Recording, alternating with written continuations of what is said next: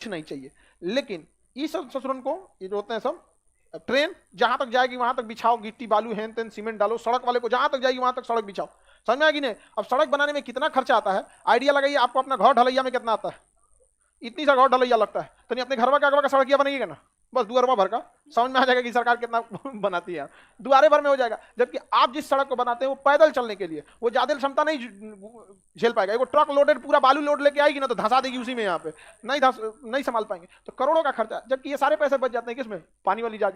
बस जहाँ खड़ा होगी वहां बंदरगाह बना दीजिए, बस लीजिए निकल जो रे, निकल गया यहाँ पे, उसको कोई टेंशन नहीं है, ना जाम लगना है ना कुछ, बीच समुद्र में कहीं खड़ा कर दो, जाम लगने का थोड़ी झमेला, यहाँ सड़क वड़क में जाम लग जाता है। तो पानी वाली जहाज सबसे क्या है, सस्ता है। अब बिहार में क्या है, वही नहीं है, सीपोर्ट नहीं है, तो इसके लिए हम माथा कुचे नहीं है तो क्या करिएगा, झारखंड बंगाल का थोड़े ना कब्जा कर लीजिएगा। अगर हमारे यहाँ सीपोर्ट नहीं है, नेपाल को तब तो सांस लेना मुश्किल हो जाता है। ऐसा कुछ नहीं है, ड्राई बंदरगाह आ गए हैं सब, सूखा बंदरगाह। कैसा बंदरगाह, सूखा, बिना पानी का बंदरगाह। कैसे, डीएफसी, डेडिकेटेड फ्रेट कॉरिडोर, एक ऐसा मालगाड़ी, एक ऐसा ट्रेन की लाइन जिसमें केवल मालगाड़ी चलेगी, डेडिकेटेड फ्रेट कॉरिडोर। वो कलकत्ता से लुधियाना तक जा रही है, कहाँ तक, लुधियाना, और यहाँ दिल्ली से लेके मुंबई तक जा रही है। अब ये निकल रही है रोहतास से, कहाँ निकल रही है, रोहतास, सासाराम से नीचे में यहाँ पे। अब यहाँ पे आप पूरा जितना सामान ले आना है कंटेनर में लाद दीजिए बंदरगाह तक, क्या कर देगा, पहुंचा देगा यहाँ पर। तो अभी हम लोग को बंदरगाह देखना है सबसे यहाँ पे देखिए, पहले कांडला बंदरगाह, पहले नक्शा में देख लीजिए कांडला बंदरगाह, इसका नाम बदल के दीनदयाल उपाध्याय बंदरगाह हो गया है, कांडला बंदरगाह का। कांडला बंदरगाह अभी सबसे ज्यादा व्यापार कहाँ से होता है, कांडला बंदरगाह, सबसे ज्यादा व्यापार कांडला बंदरगाह। जब ज्वार भाटा आता है तो इसका लेवल उठ जाता है, ज्वार भाटा चला जाता है तो लेवल थोड़ा सा डाउन हो जाता है, इसलिए इसे ज्वारीय बंदरगाह कहते हैं। कौन सा बंदरगाह, ज्वारीय बंदरगाह कहते हैं। सर्वाधिक व्यापार कांडला बंदरगाह, इसमें व्यापार पहले ज्यादा नहीं होता था। रीजन समझिए इसको बनाया क्यों गया था। मुंबई बंदरगाह के बाद भारत में सबसे बढ़िया बंदरगाह अगर कोई था तो वो था कराची बंदरगाह। तो यहां से व्यापार सब कहां से हो जाता था, कराची से, और ये वाले व्यापार मुंबई से। विभाजन के बाद कराची हो गया अलग। अब ये एरिया हैवी इंडस्ट्रियलाइजेशन है, देखिए यहाँ पे इंडस्ट्रीज बहुत ज्यादा है, पंजाब, हरियाणा, दिल्ली, राजस्थान, गुजरात, हैवी इंडस्ट्रियलाइजेशन। और उसके लिए बंदरगाह जो मेन था कराची लेके चल गया जिन्ना। तो कराची बंदरगाह की जरूरत को पूरा करने के लिए क्या बनाया गया, कांडला। अब कांडला बंदरगाह धीरे धीरे डेवलप करते करते, अचानक तो डेवलप होगा नहीं, तो यहाँ मुक्त व्यापार क्षेत्र घोषित कर दिया गया, फ्री ट्रेड जोन। क्या बना दिया गया, फ्री ट्रेड जोन। मुक्त व्यापार क्षेत्र में गवर्नमेंट बहुत सारी रियायतें देती हैं, बहुत सारी रियायत देंगी। जमीन दे देगी बहुत सस्ता, 1 रुपये स्क्वायर फीट, 2 रुपये। अडानी को जमीन 1 रुपये स्क्वायर फीट मिला है बंदरगाह बनाने की, 1 रुपये स्क्वायर फीट। और ना दिल्ली में, मुंबई में किराया जो है ना वो 200 रुपये स्क्वायर फीट है जगह का, 100 से 200 रुपये स्क्वायर फीट किराया है। अगर जाइएगा ऑफिस लेने मुंबई में ना तो किराया कितना रहता है, तो उसको पोर्ट डेवलप करने के लिए दिया गया। तो यहाँ पे सरकार जमीनें सस्ती दे देती है, और ना कहती है कि अगर आप यहाँ फैक्ट्री लगाइएगा यहाँ पर मुक्त व्यापार क्षेत्र में तो हम आपको टैक्स नहीं लेंगे, लेकिन शर्त यह है कि जितना सामान बनाएंगे वो विदेश बेचिएगा आप। तो इससे व्यापार विदेश में भी बढ़ जाता है और वहाँ इंडस्ट्रियलाइजेशन भी लग जाती है। और एक बार इंडस्ट्री लग गई तो बाद में आप कह दीजिएगा 10 साल वाला प्लान खत्म, जियो का फ्री वाला सिस्टम खत्म, अब लगेगा, लगने लगेगा। तो ये इंडस्ट्रियलाइजेशन यहाँ क्या है, मुक्त व्यापार क्षेत्र है, मुक्त व्यापार क्षेत्र। मुक्त व्यापार क्षेत्र में यदि आप विदेश के लिए कोई चीज का निर्यात कीजिएगा तो क्या पैसा लगता है, टैक्स लगेगा नहीं। तो सबसे व्यस्त बंदरगाह कांडला। बताइए कच्छ की खाड़ी है कि खंभात की खाड़ी में, इसका नाम क्या हो गया, दीनदयाल उपाध्याय बंदरगाह। यहाँ मुंबई में 2 बंदरगाह, एक मुंबई बंदरगाह, एक नेवा शिवा बंदरगाह। मुंबई और नवा शिवा, मुंबई तथा नया। सबसे बड़ा बंदरगाह मुंबई, सबसे आधुनिक बंदरगाह नवा शिवा। नवा शिवा का नाम है Jawaharlal Nehru, JNPT, Jawaharlal Nehru port trust. हम आपको बताए तो पॉलिटी के क्लास में बताते कि बंदरगाहों का नियंत्रण पोर्ट ट्रस्ट में था, JNPT, Jawaharlal Nehru port trust. तो जवाहरलाल नेहरू बंदरगाह किसका नाम है, नवा शिवा। किसका, नवा शिवा का। किसका नाम है, नवा शिवा का। तो मुंबई में कितने बंदरगाह, कितने, 2। सबसे आधुनिक नवा शिवा, सबसे बड़ा मुंबई, सबसे ज्यादा व्यापार कांडला, सबसे ज्यादा व्यापार कांडला।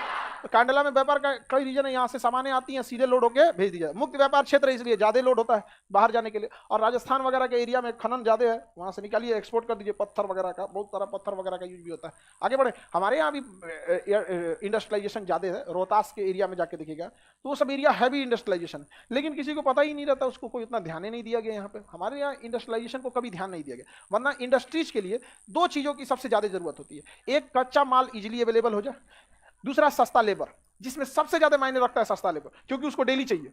जैसे हमको सपोज कीजिए कि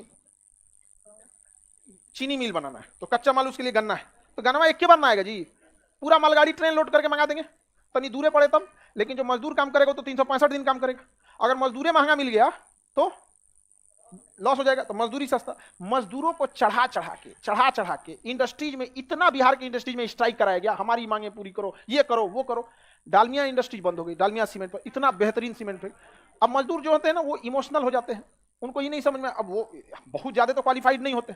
और भी जब डालमिया बंद हुआ तो उस समय का तो एजुकेशन सिस्टम एकदम चौपट था, बहुत ज्यादा। अब मजदूरों को चढ़ा के वो नेता बनेगा, ये नहीं होना चाहिए। देखिए एक मिनिमम वेज फिक्स होना चाहिए कि इससे कम आपको सैलरी नहीं मिलेगी। मेडिकल सुविधा बढ़िया होनी चाहिए। सिक्योरिटी के मामले में समझौता नहीं, ये ना कि बिना हेलमेट चढ़ा दिए कहीं पे। सिक्योरिटी सही है, मिनिमम वेजेस सही है, वहां पे काम करने का टाइमिंग फिक्स होना चाहिए, खाने की कैटेगरी। बाकी चीजों के लिए ऐसा नहीं है कि कोई कंपनी चाहेगी कि उसका मजदूर ले, इसके लिए गवर्नमेंट को भी कैटेगराइज करना चाहिए। गुजरात में तो नहीं जाए लोग ना, तो नहीं कहें लोग ऐसे हमारी मांगे हई करे हु करे। आखिर क्यों कंपनियां जाती हैं गुजरात में? अब सपोज कीजिए कि कोई कंपनी है और रक्षाबंधन में राखी बना रही है, और वहां रक्षाबंधन का टाइम आया, कोनो स्ट्राइक पे चल गया 10 दिन से, अब बताइए बाकी दिन वो बिकेगा? तो उन कंपनियों के लिए भी एक सरदर्द बना रहता। तो हमारे यहाँ क्या किया गया ना कि ऐसा ना उस सबको चढ़ा बढ़ा के दुरुपयोग कर दिया। नेता ही तो हमारे यहाँ जनबे करते हैं, तनी सा पैसा का 4 व्हीलर के बाद वो सोचेगा अब नेते हो जाए हम। उसके लिए क्वालिटी होनी चाहिए। अच्छी बात है, पढ़े लिखे लोग को जाना चाहिए वहां पे, आप लोग को भी वोट डालना चाहिए क्योंकि आप पढ़े लिखे हैं। लेकिन ये तरीके पूरा इंडस्ट्री चौपट कर दिया, भाग गए समाज, चला गया समाज से। कितना रोजगार मिलता था, ऐसे दिखता है ना, एक फैक्ट्री से एक रोजगार। अच्छा एक कॉमन आदमी को ऐसे दिखेगा, किसी को लगेगा कि खान सर पढ़ा रहे हैं ना, कच्ची रोजगार है, देख रहे हैं कितना लॉज कितना। तो डायरेक्ट नहीं दिखता, इससे इनडायरेक्ट इतने लोग जुड़े होते हैं जिसका कोई हद नहीं। किस रोजगार? अरे तो तुमको थोड़े रोजगार दे रहा है लॉज वाला, तुम दिमाग है दूसरा तुम्हें। मकान मालिक को कोई दिक्कत है? यहाँ के मकान मालिक को कोई दिक्कत है? आप जाइएगा दूसरा आएगा। पढ़ाई कभी खत्म होने वाली है? साइकिल चलते जाते हैं। जिस लॉज में आप थे कोई जरूरी थोड़ी उसी लॉज में आप ही के लिए स्पेशल बनाया गया था। उस पे कितना लोग पढ़ गया, कितना बेरोजगार लौट गया, कितना अधिकारी बन के लौट गया। अभी आप खाली करेंगे, कल को कोई जाएगा। तो बोलिए ना तनीसा, तो मकान मालिक को यहाँ तनीसा तेज में कहेगा जा तुम जाइए आप। अच्छा रिलेशन बना के रखना चाहिए, क्योंकि देखिए यहाँ के स्टूडेंट भी कई बार मकान मालिकों के साथ ऐसा टॉर्चर किया, सब जाने के टाइम पे बोला बोला फोड़ के चल जाता है। तो पंखवा नहीं नोच पाएगा तो टेढ़ कर दिया इसे। इससे क्या होता है ना कि वो अब उब जाते हैं, तो पंखा ही नहीं देते, लगा तुम अपना यहाँ पे। आपको भी ये सोचना पड़ेगा ये सब चीजों में यहाँ पे, क्योंकि ना अगर आप अच्छा से रिलेशन बनाते तो मुसीबत में वही काम आएंगे। गांव वाला तो बाद में आएगा, लेकिन आप उसको देखते हैं पैसा लूट। अरे भाई पैसा क्या ले, आप इज्जत से बात कीजिए। कहीं बीमार पड़ेंगे तो कई ऐसे भी रहते हैं लोग ना, आपके फैमिली की तरह आपको करते हैं। लेकिन लड़का सब तो ऐसा खचरा रहता है सब यहाँ पे कि मकान मालिक को ना ज्यादा बातचीत नहीं करता है। कहता है कहीं ज्यादा बातचीत करेंगे घुल मिल जाएगा, घर द्वार का नंबर ले लेगा, घरे फोन कर देगा 2 दिन से लॉज में नहीं है। कम कचरा रहता है। बताइए सबसे बड़ा बंदरगाह मुंबई, सबसे आधुनिक, सबसे ज्यादा व्यापार, हाँ मुर्मुगांव बंदरगाह गोवा। यह एस्चुरी पे बनाया गया। एस्चुरी क्या होता है? नदियां जो कचरा लाती हैं समुद्र में गिरा देती हैं, तो उसे क्या कहते हैं? एस्चुरी। तो एस्चुरी पे बनाया गया बंदरगाह, हाँ मुर्मुगांव बंदरगाह। मुर्मुगांव बंदरगाह कहाँ है? गोवा। इस बंदरगाह से पर्यटक बहुत ज्यादा आते हैं। कौन आते हैं? पर्यटक। पर्यटक मतलब घूमने फिरने। मुर्मुगांव बंदरगाह गोवा, पर्यटन के लिए गोवा। गोवा बंदरगाह पर्यटन के लिए बहुत फेमस है। यहाँ 2 शहरों के बीच में पानी वाली जहाज चलती है, सुबह चलेगी शाम को यहाँ उतार देगी आपको लेकर। पर्यटन के लिए ऐसे तो कंटेनर वाली बहुत आती है, तो कंटेनर वाली अलग डिजाइन की होती है, पर्यटन वाली अलग डिजाइन के होते हैं, थोड़ा सा लग्जरियस होते हैं सब। कई जहाज चलते हैं सब इसमें, जलेस, एंग्रिया और कई बड़ी बड़ी जहाज होते हैं सब। किराया इनसो का चालू हो जाता होगा 10,000 से और जाता है लाख लाख रुपया। पानी वाली जहाज का किराया बहुत महंगा जाता है, क्योंकि वो आपका जहाज थोड़ी होटल है वो तो, और डिपेंड करता है आपका रूम किधर है। अगर आपका रूम समुद्रवा के किनारे, जैसे बड़ा वाला पानी वाली जहाज हो गई, बड़ी सी है ये, बड़ी से आपका रूम इस साइड में है, तो इधर से समुद्र देखते रहिए। अब पता चला आपका रूम इधर है, अंदर देखते रहिए, पता नहीं चले घर में कहाँ है। ओकरा से कहिएगा भाई हम रोज जाके दे अपनी बालकनी में से। तो डिपेंड करता है आपका रूम किधर। कोनो कोनो कहते हैं एकदम डेक में चल जाता है। डेक मतलब 2 मंजिला तो नीचे घुसी रहती है, ओ में दे देगा आपका, कुछ नहीं दिखेगा उसमें। इसमें तीनों टाइम खाना पीना सारी व्यवस्थाएं रहती हैं, तो काफी महंगा आता है। तो पर्यटन के लिए भी ये भी ठीक रहता है। समझा गया कि नहीं? कहाँ से कहाँ तक? मुंबई से आप घूमने के लिए, आप पानी वाली जहाज से इतना कौन घूमता है? मुंबई बंदरगाह सबसे बड़ा, सबसे आधुनिक, 89, सर्वाधिक व्यापार, एस्चुरी पर स्थित मुर्मुगांव, पर्यटन के लिए मुर्मुगांव। मंगलौर बंदरगाह कर्नाटक, मंगलौर बंदरगाह कर्नाटक, मंगलौर कर्नाटक, मंगलौर बंदरगाह आपको याद होगा। यहीं पर कुद्रेमुख है, कुद्रेमुख से लौह अयस्क निकलता है। तो कुद्रेमुख के लौह अयस्क को मिडिल ईस्ट या ईरान अरब को निर्यात करने के लिए कौन सा बंदरगाह? मुर्मुगांव, हाँ मंगलौर बंदरगाह। किस राज्य में? मंगलौर बंदरगाह, मुर्मुगांव, नवा शिवा, कांडला, कांडला बंदरगाह का नाम दीनदयाल, और नवा सिवा वाले का नाम जवाहरलाल नेहरू, जेएनपीटी। भारत के बंदरगाहों को मालगाड़ी से जोड़ने के लिए डीएफसीसीएल आ रही है प्रोग्राम। ये यहां से आएगी और यहां से दो भाग में बढ़ जाती है, एक कांडला के लिए निकल जाती है और एक जेएनपीटी के लिए। मुंबई नहीं, जेएनपीटी वाला नवा सिवा। मुंबई बंदरगाह पुराना हो गया है, वहां पे झमेला होता है मुंबई बंदरगाह पे, जहाजों को लोड अनलोड करने में 1 हफ्ता लगा देते हैं सर। मालगाड़ी ले आएगी, उसके गोडाउन में लगा के उतार देगी, अब उसमें से कंटेनर गोडाउन पे लगेगा, गोडाउन से उठा के पानी वाली जहाज पे लदेगा, झमेला नहीं होगा यहाँ पे। और जेएनपीटी बंदरगाह एकदम आधुनिक है। ये पानी वाली जहाज है, देखिए ये समुंदर है, देखिए वहां पे ऐसा समुंदर है, यहाँ पे समुंदर हो गया जेएनपीटी में। अब यहाँ पे पानी वाली जहाज लेके खड़ा किया हुआ अपना, और यहाँ पे क्रेन है, यहाँ पे क्या लगाया है, क्रेन, लाइन से क्रेन है यहाँ पे, और इसके पीछे मालगाड़ी का जगह बना दिया। लो ट्रेन आएगी, यहाँ लग जाएगी, यहाँ से लेके अगर जान सपोज कीजिए कि यहाँ से अगर इसको कौन सी हो गया जी, यहाँ पे गोडाउन है, यहाँ क्या है गोडाउन, ले आके ट्रेन उतार के यहाँ रख दिया पूरा कंटेनर, 2000 कंटेनर उठा के लग दिया यहाँ पे। अब क्रेन इतने लंबे होते हैं कि यहाँ से यहाँ उठा ले आते हैं, उठा के ले आएगा, इस पे लाद देगा सीधे, जा फटाफट लग जाएगा यहाँ पे। अब कोई मान के चलिए बिहार में सामान मंगाया, कोई एक कंटेनर पूरा 200 कंटेनर मंगाया बिहार में, सिंगापुर चाइना से सामान आ रहा है या गल्फ कंट्री से आ रहा है, जहाज लगा दिया यहाँ पे, लगा दिया, लग गया जहाज यहाँ। अब उसको बिहार सरकार ट्रेन भेज दी, यहाँ पे पता रहता है कि डेट की कब तक वो पहुंच जाएगा, उसी हिसाब से ट्रेन भेज दी, यहाँ ही लगा, यहाँ से किस पे लोडिंग कर दिया, ट्रेन पे, और ट्रेन लेके चल दी यहाँ से जेएनपीटी से, यहाँ से इंटरचेंज करेगी, या ईस्टर्न डेडिकेटेड जो यहाँ जाती है, यहाँ से उठाया ले आके पटक दिया यहाँ सासाराम में 2 दिन में।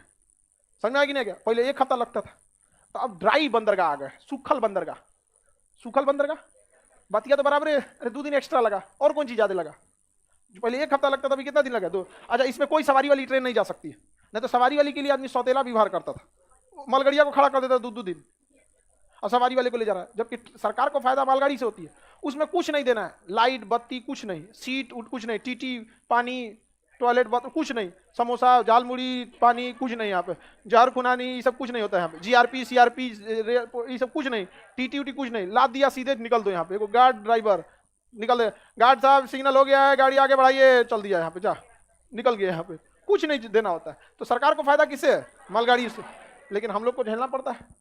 आगे बढ़े, बताइए सबसे आधुनिक बंदरगाह, तो ये जो WDFC है मालगाड़ी वाली, ये मुंबई बंदरगाह को कनेक्ट करेगी जेएनपीटी को, जेएनपीटी में ही व्यवस्था है। मुंबई तो पुराना बंदरगाह हो गया, वही पुराने जमाने के हिसाब से, आपको सामान ले आना है तो पहले स्टेशन पे उतारिए, स्टेशन से ट्रक से उतार के बंदरगाह पे लाइए, बंदरगाह से फिर उठा के ट्रक से पानी वाली जहाज में, सोचो 3 दिन यही में लगा देता है। तो कहेगा एगो कंटेनर ना मिल रहा है यहाँ पे, हरियर का कंटेनर में कहाँ चल गया, ले खोजाओ, सोचो नहीं कहाँ चल गया। तो बताइए ये बंदरगाह का नाम मुंबई, मोरमुगांव, मंगलौर, आइए कोची बंदरगाह, कोची बंदरगाह, अरब सागर की रानी किसे कहते हैं, कोची, अरब सागर की रानी कोची, कौन बंदरगाह, कोची बंदरगाह। यहाँ पर है तूतीकोरिन बंदरगाह, नीचे में कौन सा है, तूतीकोरिन। ये बोलिए तो कांडला, मुंबई, नावा सिवा, मोरमुगांव, मंगलौर, कोची, तूतीकोरिन। सबसे गहरा बंदरगाह विशाखापट्टनम, सबसे कम गहरा तूतीकोरिन, सबसे कम गहरा, सबसे कम गहरा तूतीकोरिन। ये तो यहाँ बड़ी जहाजियां नहीं आ पाती है, बड़ी जहाज यहाँ आ ही नहीं पाएगी, क्योंकि यहाँ पे गहराई ही नहीं है। आपको लगेगा कि खोद काहे नहीं देते हैं, तो नीचवा पहाड़ है, नीचवा क्या है, चट्टान है, पहाड़ है, नहीं खोद पाएंगे यहाँ पर, खोदिए नहीं पाएंगे यहाँ पे, पूरा क्या चट्टान है, काला काला बेसाल्ट चट्टान है सब, तो नहीं खोद पाएंगे। तो पानी वाली जहाज को समुद्र में रोकना पड़ता है, 15 किलोमीटर दूर हुए रुक जो, और वहां से फिर छोट जहाज में अनलोड करेगा, अब ले जाएगा, ला भैया उतारो वहां, समझ में आ गया क्या। तो सबसे कम गहरा, सबसे पुराना बंदरगाह चेन्नई बंदरगाह, सबसे पुराना बंदरगाह चेन्नई बंदरगाह। जा रहे तो बबनी को, चल जाइएगा बबनी, देखना इसको, दिमाग नहीं थोड़ा सा खोल दो लोग ना, तुम लोग भी आखिर तो, हाँ देखो जा पाएगी कि नहीं, बंद कर दो। वहां होशियार लड़की बैठा करो, कल से मत बैठना, वहां कौन बैठेगा, अरे उसको बोलने दो ना, कौन लड़की बैठेगी वहां, होशियार लड़की, हाँ गुड, वेरी गुड। देख रही है उसका तबीयत खराब है, बेहोश होने, तो ओकरा देख रही है, गेट खोलो, भेजो उसको यहाँ पे। आप इधर तो कोई होशियार ही नहीं है, कौन है, एक तो बस एक तो बताओ, उतना में एक तो होशियार लड़की है, इतना होशियार है तो तुम उधर ही बैठना, जैसे कोई बेहोश हो तो खोल देना दरवाजा उधर जाकर, या वहां लड़का को बैठा दिया जाए, टेंशन है खत्म। हाँ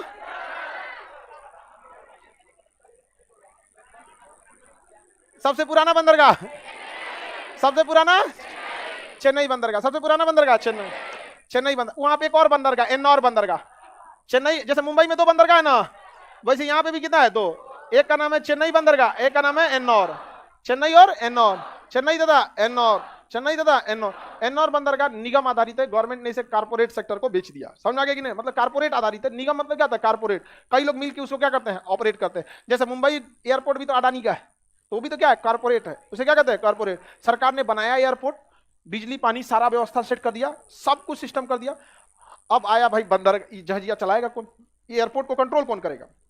तो बीट लगाया गया, बीट मतलब नीलामी। कौन इस एयरपोर्ट को लेगा?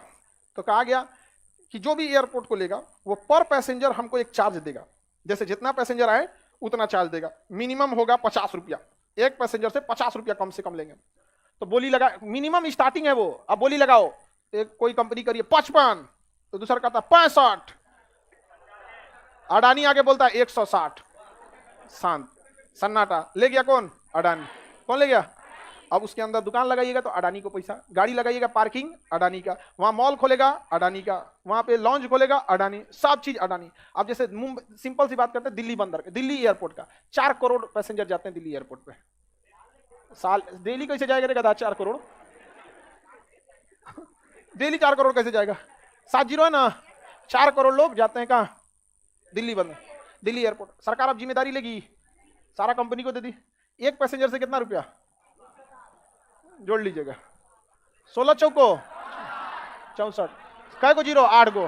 2 2 4 2 6 6 2 8, 1 2 3 4 5 6 7, इस 7 को हटाइए, 640 करोड़ बैठे बैठा है सरकार को। 640 करोड़ सालाना, टेंशन खत्म। बाकी ले जाओ अडानी, जो करना है करो, उससे मतलब नहीं। पहले ये जो एयरपोर्ट देने का बात था वो था कि आपको जितना प्रॉफिट होगा उस प्रॉफिट में हम हिस्सा लेंगे। तो कंपनी क्या करती थी ना, प्रॉफिट नहीं दिखाती थी, प्रॉफिट कम दिखाती थी। अब का पैसेंजर कम दिखाएंगे लोग। अरे कितना टिकट बिका है दिल्ली से, वो तो पहले अडानी से पहले सरकार को पता चलेगा क्योंकि जैसे एयरपोर्ट पे घुसते हैं ना तो स्कैनिंग होती है, आपकी टिकट स्कैन फटाक से हो जाता है कि आप चढ़े कि नहीं चढ़े। दूसरा, एयरलाइंस के पास पूरा डाटा होता है, आज दिल्ली से कितने लोग चढ़े हैं स्पाइस जेट में, इसमें से खटाखट खटाखट। वो तो चोरी का चीजें नहीं है, उसको आप कहाँ से चोरी कर सकते हैं? और कितना अच्छा सिस्टम, प्रॉफिट पे नहीं तो प्रॉफिट को छुपाना 2 मिनट का काम होता है। समझा कि नहीं? क्या बताइए, यहाँ पे कितने बंदरगाह? 2। कौन कौन? चेन्नई और एन्नौर, चेन्नई और चेन्नई तथा यहां पर है विशाखापट्टनम। कौन बंदरगाह? विशाखापट्टनम। सबसे गहरा बंदरगाह, सबसे सुरक्षित बंदरगाह विशाखा। एक्चुअली इससे 2-4 किलोमीटर के आगे ना एक पहाड़ खड़ा है जिसका नाम है डॉल्फिन नोज। क्या है? पहाड़ है डॉल्फिन नोज। तो बंदरगाह के थोड़ा दूर आगे क्या है? पहाड़ है डॉल्फिन नोज। सुनामी आता है ना तो पहाड़ में रोक देता है, टकरा जाएगा, इधर कोई दिक्कत नहीं है। तो सबसे सुरक्षित बंदरगाह डॉल्फिन नोज पहाड़ी किस बंदरगाह के आगे? सबसे गहरा बंदरगाह, सबसे गहरा यहाँ पे पारादीप बंदरगाह, उड़ीसा में पारादीप, उड़ीसा में पारादीप बंदरगाह। बेसिकली चावल निर्यात के लिए क्वेश्चन पूछा था, चावल निर्यात के लिए पारादीप बंदर, चावल निर्यात के लिए पारा। नदी पर स्थित हल्दिया बंदरगाह, नदी पर स्थित हल्दिया बंदरगाह, नदी पर स्थित किस नदी पर? हुगली। यहाँ पर आपका पोर्ट ब्लेयर। कौन सा है? Port Blair. कौन सा ये? Port Blair. कौन सा बंदरगाह? Port Blair. Port Blair. तो 13 बड़े बंदरगाह हैं भारत में। बड़े बंदरगाहों की संख्या कितने? 13। छोटे बंदरगाह राज्य सरकार के अंडर में आते हैं और बड़े बंदरगाह केंद्र सरकार। कितने बड़े बंदरगाह? 13। सबसे बाद में बनाया गया बंदरगाह पोर्ट ब्लेयर, सबसे बाद में पोर्ट। अभी तमिल यहाँ पे क्या नाम है, अंडमान निकोबार में सरकार एक शहर बसाने जा रही है। ठीक है, बढ़िया, वहां शहर बसा रहता है, टूरिस्ट के लिए भी ठीक रहता है यहाँ पे। सबसे व्यस्त बंदरगाह नदी पर स्थित, नदी पर स्थित, सबसे व्यस्त, सबसे आधुनिक, हाँ सबसे आधुनिक नवासिया, सबसे आधुनिक, सबसे व्यस्त, सबसे गहरा, नदी पर, चावल निर्यात के लिए, सबसे कम गहरा तूतीकोरी, सबसे पुराना चेन्नई, सबसे आधुनिक नवासिया, सबसे बड़ा मुक्त व्यापार क्षेत्र ज्वारीय बंदरगाह कांडलाई, सबसे गहरा